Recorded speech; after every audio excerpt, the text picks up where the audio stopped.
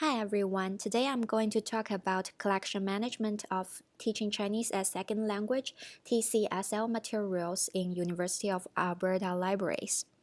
Firstly, about the subject, TCSL is actually a quite young subject compared with other second language acquisition subjects, even though Chinese people probably have taught Chinese for over thousands of years. It was established in 1950s. The good start didn't last long because of a big disaster, the Cultural Revolution, and the closed-door diplomatic policy in 1960s to 1970s. Almost every research, including TCSL research, was totally stopped and nearly destroyed. However, in 1980s to 2000s, China started to open its door to the world and welcome foreigners to invest and participate in Chinese market. The need of Chinese teacher increased significantly. Correspondingly, the gap between TCSL research and practice grew quickly because lots of new Chinese as second language teachers was never trained to teach Chinese to foreigners. As a result, most language materials published at that time was too general and lack of creativity. There was little sophisticated teaching methods or philosophy used in these materials. Nowadays, there are greater challenges and opportunities in the TCSL subject. Digitization, localization, and publishing more topical materials such as business or tourism materials have become a trend. In order to make the number of materials manageable, I used the three criteria to select materials for evaluation. Firstly, Chinese language materials that are directly related to teaching Chinese as second language subject, which means it does not include other Chinese materials that can be broadly considered as language materials, such as Chinese movies or Chinese novels. And secondly, Chinese language materials that are written in Chinese. And thirdly, Chinese language materials that are published in mainland China. This is because there are many other materials published in Taiwan, Hong Kong, or Singapore where traditional Chinese is still used.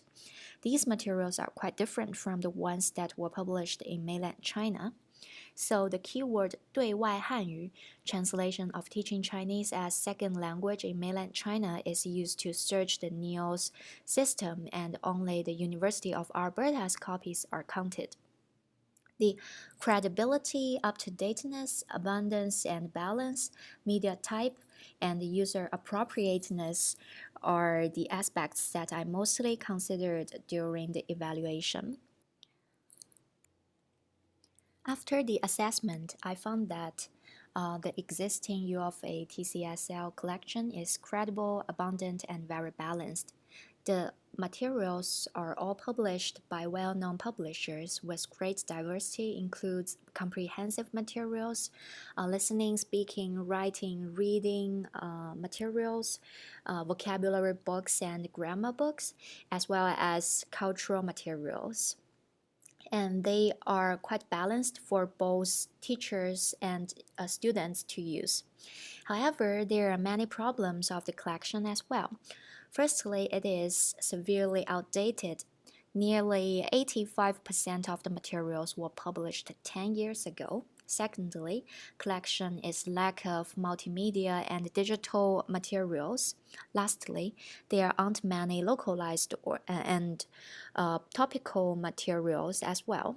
It is possible that these problems lead to a really low circulation of the collection. Therefore, for the deselection process, one of the most important things is to weed the outdated resources. Here are the 6 steps I used to weed this collection. Firstly, I checked whether a material has duplicates. Considering the low circulation, or the duplicates except for the local long items were selected. Secondly, I checked if the material is for research use. All the research using materials were kept. Because the TCSL subject is still quite young, there aren't many research materials in the field. For the non-research using materials, I checked their publication date. The materials published before 2000 was weeded.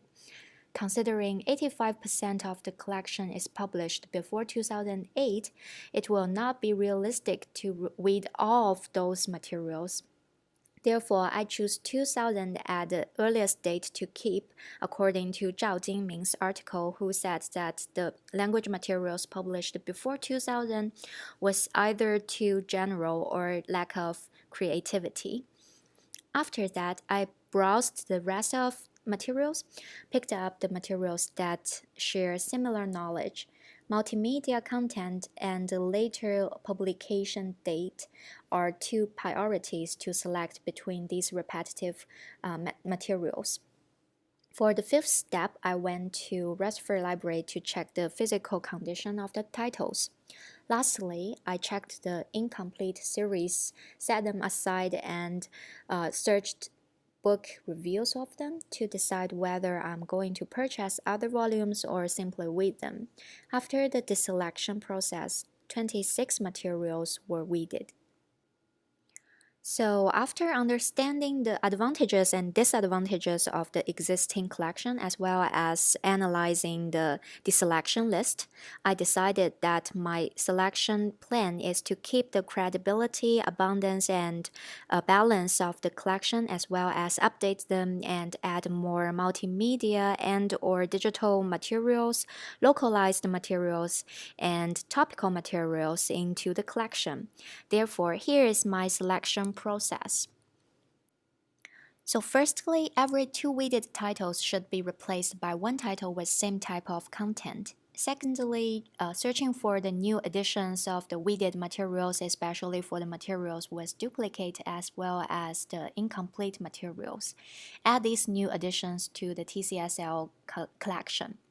Thirdly, more multimedia content materials and digital format materials need be primarily selected to the TCSL collection. Fourthly, more North American localized materials should be added to the TCSL collection. More topical, especially business-related materials should be introduced to the users who are learning Chinese to study or work in China. Lastly, only the materials published by credible publishers will be considered as the candidate. So here are some challenges, surprises, and learning from this project. Firstly, I realized that collection management is a continuously ongoing process rather than a one-time job. The TCSL collection needs routinely maintenance to serve the patrons. Secondly, language skills and familiarity of the subject can be of great significance in evaluating weeding and selecting process, especially for second language collections. During my process, most reviews, rankings, and related information are in Chinese, and I can see how difficult it can be if the collection librarian cannot understand Chinese. These two thoughts lead me to a question that how much effort should be put into maintaining and developing such a considerably small collection?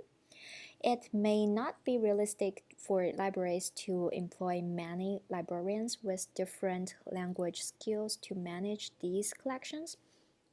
Another problem is how to deal with the weeded materials. I still feel uncomfortable to simply throw them into the recycle bins. So here's my references. Thank you.